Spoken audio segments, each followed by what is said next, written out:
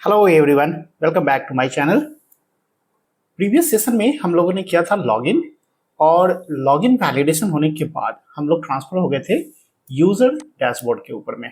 और इसके लिए हमारे पास यहाँ पे है लॉगिन फॉर्म, और यहाँ पे देखो कि हमने एक फंक्शन बनाया था इज वैलिड यूजर, और यहाँ पे हम लोग लॉगिन फॉर्म का डेटा पास किए थे जिसके अंदर में हमारा था ईमेल आईडी और पासवर्ड। अगर वो वैलिडेट होकर के आ जाता है तो यहाँ पे जो फंक्शन आप देखना चाहो ना, इज वैलिड यूजर, तो यहाँ पे हमारे पास इज वैलिड यूजर, और इसके अंदर में आता था यूजर का फॉर्म डेटा, राइट। और इससे सर्च करने के बाद हम लोग यहाँ पे चेक कर रहे थे कि हमारा यूजर आईडी पासवर्ड मैच किया या नहीं किया, राइट। अगर मैच करता है तो रिटर्न कर जाता था यहाँ से वैल्यू इज मैच्ड का, राइट, ट्रू और फॉल्स। और इसके बेस पर हमारा ये फॉर्म यहाँ पे ट्रांसफर कर रहा था कि आपको किस पेज के ऊपर में जाना है। तो अगर ये वैलिड हो जाता था यूजर, तो हम लोग यहाँ पे ट्रांसफर हो जाते थे यूजर डैशबोर्ड के ऊपर में, और जो यूजर डैशबोर्ड है वो है हमारा यहाँ पे, राइट। अब यहाँ पे हमें कुछ और बातें समझनी है कि जैसे ही हम लोग यहाँ पे ट्रांसफर होंगे ना यूजर डैशबोर्ड के ऊपर में, तो हमें चाहिए होगा उस यूजर का डिटेल्स, है ना। और उस यूजर का जो डिटेल रखेंगे उसे हम लोग मेंटेन करने वाले थे अपने सेशन के अंदर में। लेकिन यहाँ पे हम लोग अभी कोई भी सेशन मैनेज नहीं कर रहे हैं। यहाँ पे देखो, डायरेक्ट हम केवल चेक कर रहे थे कि यूजर आईडी और पासवर्ड वैलिड है या इनवैलिड है। अगर वैलिड होता है तो मुझे टोकन बनाने थे या फिर सेशन जनरेट करने थे, ये सारी चीजें नहीं हो रही है, राइट। तो यहाँ से हम लोग डेटा को कैसे फेच करेंगे जब हम लोग जाएंगे अपने यूजर डैशबोर्ड के ऊपर में, यहाँ पे, है ना। तो हमें ये भी चेक करना होगा कि यूजर अभी वैलिड है तो उसका सेशन में कुछ डेटा है या सेशन ऑलरेडी एक्सपायर हो चुका है ना। तो जैसे ही सेशन एक्सपायर हो जाएगा उसके बाद में ये पेज हमारा एक्सेस नहीं होना चाहिए। तो ये सारी चीजें जो हमें चेक करनी है ना, कि ऑथराइजेशन भी चेक करनी है, ऑथेंटिकेशन भी चेक करनी है, तो ये सारी चीजों को इम्प्लीमेंट करने के लिए हमने डिस्कस किया था कि हम लोग यूज करेंगे नेक्स्ट ऑथ का। तो यहाँ पे आप आ जाओ, हमारे पास है यूजर लॉगिन फॉर्म, और यहाँ पे हम लोगों ने लिया था ईमेल आईडी और पासवर्ड। और अगर ये वैलिड होता है तो इसके बाद हम लोग ट्रांसफर हो रहे थे अपने डैशबोर्ड के ऊपर में, राइट। तो यहाँ तक तो सही आ रहा है, लेकिन अब इस यूजर डैशबोर्ड के ऊपर मुझे चाहिए होगा उस यूजर का name, date of birth, ID proof, ये सारी चीजें, ठीक है। और ये सारी चीजें तब फेच होकर के आएगी जब हमारा यूजर का सेशन एक्सपायर्ड नहीं हुआ होगा, है ना। ये भी हमें चेक करनी है। तो ये सारी चीजों को इम्प्लीमेंट करने के लिए हमने यहाँ बात किया था कि कौन से टेक्नोलॉजी हम लोग यूज करने वाले हैं। तो टेक स्टैक के अंदर में देखो, हम लोग बोले थे कि नेक्स्ट ऑथ वर्जन 5 का यूज करेंगे। तो चलते हैं, आज हम लोग इसी को पहले इंस्टॉल करते हैं नेक्स्ट ऑथ को, और उसके बाद में हम लोग ऑथेंटिकेशन इसके थ्रू करवाएंगे, ताकि हमारा जो JWT टोकन है या फिर सेशन है, ये सारी चीजें हम लोग behind the scene next auth के थ्रू होगा। So let's come back to our terminal, और यहाँ पे हमारा सर्वर अभी रन कर रहा है। मैं इससे पहले स्टॉप करता हूँ, सर्वर स्टॉप, और आ जाते हैं डॉक्यूमेंटेशन के ऊपर में, क्योंकि डॉक्यूमेंटेशन भी थोड़ा देखते रहना चाहिए साथ में। तो यहाँ पे आपको मिल जाएगा Auth.js का ऑफिशियल वेबसाइट, और यहाँ पे आपको मिलेगा इंस्टॉलेशन प्रोसेस। तो इंस्टॉलेशन बिल्कुल इजी है, यहाँ पे हमें मिल जाएगा npm install next auth, और ये है बीटा वर्जन, राइट। तो आप क्या करोगे, इसे यहाँ से कॉपी करो और आ जाओ टर्मिनल के ऊपर में, और यहाँ पेस्ट कर लेते हैं npm install next auth @beta।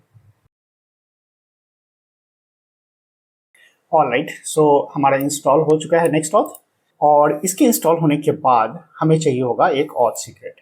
और ऑथ सीक्रेट इसलिए ज़रूरी है क्योंकि जब आपका यूज़र ऑथेंटिकेट हो जाता है उसके बाद में JWT टोकन जनरेट होता है, और टोकन जनरेट करने के लिए आपको एक सीक्रेट की ज़रूरत पड़ेगी, और वो सीक्रेट की आपको रखना है .env वाले फाइल के अंदर में, है ना। अगर आप नहीं चाहते हो कि .env फाइल के अंदर में रखें तो आप यहाँ पे ऑटो जनरेट करवा सकते हो npx auth secret। ये आपको ऑटोमेटिकली .env.local नाम के फाइल बना करके दे देगा, और वहाँ पे आपको एक कम्प्लेक्स सीक्रेट की जनरेट करके दे देगा। तो आप चाहो तो इसके थ्रू भी कर सकते हो। अदरवाइज अगर आपके प्रोजेक्ट में पहले से .env फाइल है, जैसा कि हमारे प्रोजेक्ट के अंदर में .env फाइल यहाँ पे है, तो हम लोग चाहें तो यहाँ पे डायरेक्ट रख सकते हैं ऑथ सीक्रेट को, ठीक है। तो आपको दोनों तरीका मैं बतला देता हूँ। यहाँ पे अगर आप चाहो तो यहाँ से आप क्या करो, इसे कॉपी कर लो, और कॉपी करने के बाद यहाँ टर्मिनल पे आकर के पेस्ट कर देना है। ये आपके लिए ऑथ सीक्रेट जनरेट करके दे देगा। लेकिन ये जो जनरेट करके देगा ना, उसके लिए एक सेपरेट फाइल क्रिएट करेगा .env.local। आप इसके डॉक्यूमेंटेशन के अंदर में जाकर के अगर देखोगे तो आपको मिल जाएगा यहाँ पे। So you see here it will add your .env.local। ठीक है, तो जो भी सिगरेट की जनरेट होगा वो इस फाइल के अंदर में जाएगा। तो आप चाहो तो इसके साथ भी जा सकते हो, अदरवाइज हम लोग यहाँ पे रख दिए हैं .env फाइल, तो आप यहाँ पे भी रख लो .env के अंदर में। तो मैं यहाँ पे कर लेता हूँ ऑथ सीक्रेट, और ऑथ सीक्रेट के अंदर में हम लोग यहाँ पे कोई भी सीक्रेट की डाल सकते हैं। अभी के लिए मैं डाल देता हूँ कि दिस इज माई सीक्रेट की। ठीक है, और इसी से अभी हम लोग काम चलाते हैं। अदरवाइज आप चाहो तो इसमें कुछ लंबा की भी डाल सकते हो, तो जितना लंबा डालोगे ना कि उतना आप सिक्योर रहोगे। ठीक है, तो यहाँ पे हमारे पास हो गया ऑथ सीक्रेट और इसका काम खत्म हो गया। यहाँ पे हम लोग इसको क्लोज कर लेते हैं, और इन सारे फाइल की तो अभी ज़रूरत है नहीं हमें, तो इसे भी मैं बंद कर लेता हूँ, लॉगिन को भी बंद करता हूँ, इसे भी बंद कर लेता हूँ। और अब आते हैं हम लोग नेक्स्ट ऑथ के इम्प्लीमेंटेशन के ऊपर में। तो नेक्स्ट ऑथ का जो डॉक्यूमेंटेशन है ना, ये आप पढ़ते रहना, और मैं आपको लेकर के चलता हूँ यहाँ पे इम्प्लीमेंटेशन के ऊपर में। तो यहाँ पे देखो, अगर आप चाहो तो इसको फॉलो करना चाहते हो तो आप यहाँ से भी फॉलो कर सकते हो, और फॉलो भी करना चाहिए, क्योंकि डॉक्यूमेंटेशन अगर आप अच्छे से फॉलो कर लेते हो, इसका मतलब है कि आप बातों को समझ पा रहे हो, है ना, कि किस तरह से हमें इम्प्लीमेंट करना है। और अगर आप भूल भी गए कभी भी, तो आप डॉक्यूमेंटेशन देख करके इम्प्लीमेंट कर सकते हो। तो सबसे पहले तो हम लोग चलते हैं अपने ऐप वाले फोल्डर के अंदर में, और वहाँ पे बनाते हैं हम लोग auth.js। ये चूंकि टाइप स्क्रिप्ट को फॉलो कर रहा है, तो ये .ts रखा है, हम लोग यूज कर रहे हैं जावास्क्रिप्ट। तो यहाँ पे आते हैं हम लोग ऐप के अंदर में, और यहाँ पे एक फाइल बनाते हैं auth.js, और यहाँ पे हमें जरूरत पड़ेगी नेक्स्ट ऑथ की। तो मैं यहाँ पे इंपोर्ट कर लेता हूँ next auth from next auth, और यहाँ से हम लोग कर लेते हैं export const something from next auth, और यहाँ पे हमें चाहिए होगा ऑब्जेक्ट। अब देखो यहाँ पे आपको क्या क्या चीज़ डिस्ट्रक्चर करके लाना है, वो आप ध्यान रखो कि आपको चाहिए ऑथ, और एक चाहिए आपको हैंडलर्स, और यहाँ से आप डिस्ट्रक्चर कर लो किसे, तो गेट एंड पोस्ट को। अब यहाँ पे आपको चाहिए होगा प्रोवाइडर, कि अगर आप चाहते हो कि यहाँ पे ऑथेंटिकेट करें, तो आपको डिफरेंट टाइप्स का प्रोवाइडर जरूरत पड़ेगा। चाहे आप क्रीडेंशियल प्रोवाइडर यूज़ करो, या फिर आप चाहो तो गिटहब प्रोवाइडर यूज़ कर सकते हो, या फिर आप चाहो तो गूगल ऑथेंटिकेशन भी कर सकते हो। तो मैं यहाँ पे क्रीडेंशियल प्रोवाइडर यूज़ करूँगा, क्योंकि हम लोगों ने ऑलरेडी यहाँ पे लॉगिन पेज बना करके रखा हुआ है, और उसी को हम लोग यहाँ पे लिंक करेंगे। ठीक है, तो यहाँ पे हमें ज़रूरत पड़ेगी प्रोवाइडर्स की, और प्रोवाइडर्स जो है वो एक से ज़्यादा होगा, तो यहाँ पे हमारे पास एरे होगा, और जो प्रोवाइडर है वो हमारे पास है कौन सा, तो क्रीडेंशियल प्रोवाइडर। तो इसके लिए आप यहाँ पे क्या करो कि इंपोर्ट कर लो पहले क्रीडेंशियल प्रोवाइडर को। तो मैं यहाँ पे इंपोर्ट कर लेता हूँ, import and then credential provider. तो आप यहाँ पे क्रीडेंशियल्स भी रख सकते हो, आपकी मर्जी है। ठीक है, तो क्रीडेंशियल्स फ्रॉम, और कहाँ से आएगा, तो नेक्स्ट ऑथ के अंदर में बहुत सारे प्रोवाइडर्स हैं। ठीक है, तो ये प्रोवाइडर्स, और इसके अंदर में देखो आपके पास बहुत सारे प्रोवाइडर्स हैं, तो यहाँ से हमें चाहिए होगा कौन सा, क्रीडेंशियल्स। तो मैं यहाँ पे ले आता हूँ क्रीडेंशियल्स को।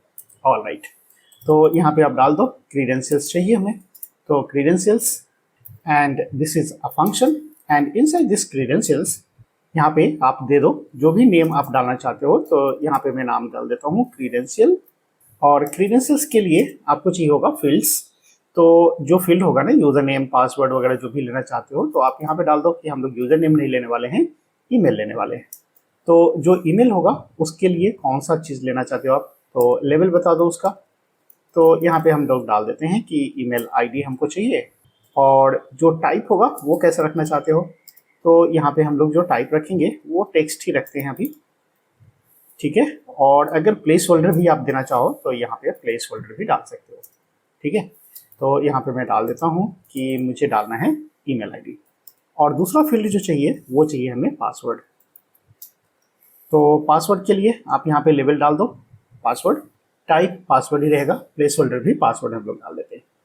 अब यहाँ पे देखो कि यूज़र से ईमेल आईडी और पासवर्ड जो हम लोग लेंगे, उस यूज़र आईडी और पासवर्ड को अब ऑथराइज करना है कि हमने जो डाला है ईमेल आईडी और पासवर्ड वो वैलिड है या इनवैलिड है। तो इसके लिए हमें मिलता है यहाँ पे async function, and the function name is authorize. और इस ऑथराइज के अंदर में आपको रिसीव करना है email ID and password, right. तो इस क्रीडेंशियल्स में क्या आएगा, जो भी यूजर आईडी और पासवर्ड हम लोगों ने डाला होगा वो तो इस फील्ड में डाला होगा, ईमेल आईडी और पासवर्ड। तो आप क्रीडेंशियल्स के थ्रू इसके ईमेल और पासवर्ड को यहाँ पे एक्सेस कर सकते हो, ठीक है। तो अभी मैं वहाँ पे सारी चीज़ें नहीं कर रहा हूँ, केवल आपको दिखला रहा हूँ कि कैसे हम लोग ऑथेंटिकेशन को इम्प्लीमेंट करते हैं, राइट। तो यहाँ पे एक डमी कोई भी हम लोग डेटा ले लेते हैं यूज़र का, और उसके थ्रू हम लोग यहाँ पे इम्प्लीमेंट करके दिखलाते हैं आपको। बाद में फिर इसको हम लोग सभी चीज़ों को एक साथ इंटीग्रेट करेंगे, 1 बाय 1 करेंगे, ताकि आपको समझना आसान रहेगा, ठीक है। तो यहाँ पे हम लोग डाल देते हैं यूज़र, और यूज़र के पास जो ईमेल आईडी होगा वो यहाँ पे आएगा। तो मैं अभी डाल देता हूँ यहाँ पे डमी ईमेल, सो dummy@gmail.com। और एक फील्ड हम लोग यहाँ पे ले लेते हैं कि यूज़र का नेम क्या है। तो नेम हम लोग डाल देते हैं सपोज एडमिन, और इस यूज़र को यहाँ से हम लोग कर देते हैं रिटर्न, ऑलराइट। और इसके बाद जो हम लोग बात किए थे कि जो ऑथ सीक्रेट डाले थे ना, वो ऑथ सीक्रेट यहाँ पे डालना बहुत ज़रूरी है। तो मैं यहाँ पे डाल देता हूँ ऑथ सीक्रेट, तो लास्ट में आ जाओ, और यहाँ पे हम लोग डाल देंगे सीक्रेट। और सीक्रेट में क्या डालोगे, तो जो env के अंदर में है हमारे पास, तो process.env.authSecret। अब यहाँ पे हमारे पास auth.js तो बन गया, और इसके अंदर में एक और चीज़ हमें इम्प्लीमेंट करना पड़ेगा, जो ऐप राउट है।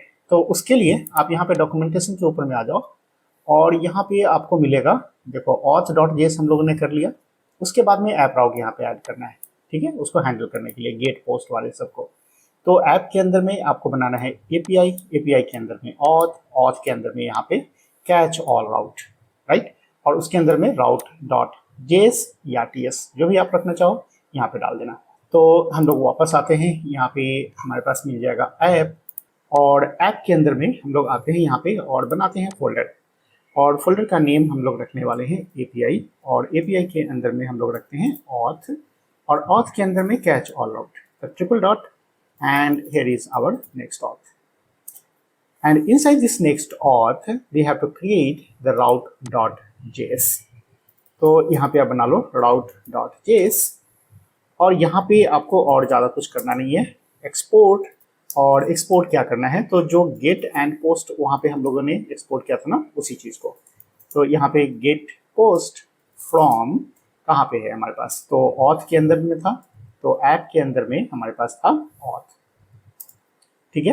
तो यहाँ पे आपको मिल जाएगा कौन सा, गेट एंड पोस्ट। तो देखो यहाँ पे हमारे पास ऑथ फाइल है, और यहाँ पे हम लोगों ने लिया था गेट एंड पोस्ट, इसको एक्सपोर्ट किया था। तो यहाँ से भी हम लोग एक्सपोर्ट कर देंगे राउट वाले के फाइल से। दैट्स ऑल, इतना ही हमें करना था, इससे ज़्यादा और कुछ करने की ज़रूरत नहीं है। तो इसके बाद में हम लोग चलते हैं और पेज को कर लेते हैं वैलिडेट। यहाँ पे हमारे पास मेनू बार और डैशबोर्ड है, और ये है हमारा होम पेज। अब इस पेज को मुझे रिस्ट्रिक्ट करना है कि अगर यूज़र लॉगिन होगा तभी हमारा होम पेज खुलना चाहिए, और अगर यूज़र लॉगिन नहीं है तो होम पेज नहीं खुलना चाहिए, और डायरेक्टली ट्रांसफ़र हो जाना चाहिए हमारे लॉगिन पेज के ऊपर में। तो चलो यहाँ पे हम लोग इम्प्लीमेंट कर लेते हैं कि const and then here we have to get the session from the auth. तो सारे कुछ आपको ऑथ से ही मिल जाएगा यहाँ पे, तो आप यहाँ पे यूज़ कर लो await, and then we have to use the auth function.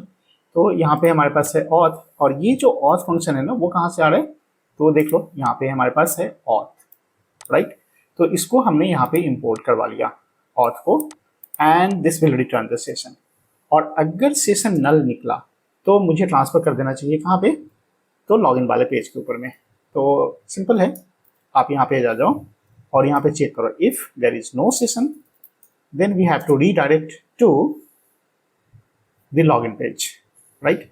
तो यहाँ से मैं कर देता हूँ return and then redirect to कहाँ पे, तो आप देखो कि जो प्री डिफाइंड लॉगिन पेज है ना नेक्स्ट ऑथ का, हम लोग पहले उस पेज के ऊपर में चलते हैं, बाद में अपने कस्टम लॉगिन पेज के ऊपर में जाएंगे, ठीक है।